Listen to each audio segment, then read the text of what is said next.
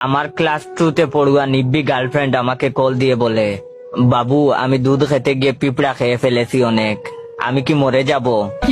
আমি চিন্তায় পড়ে গেলাম, দুধ খেতে গিয়ে পিঁপড়া। তখন গার্লফ্রেন্ড বলল, আমি দুধে চিনি দিছি, চিনিতে অনেকগুলা পিঁপড়া ছিল, এখন কি আমি মরে যাব?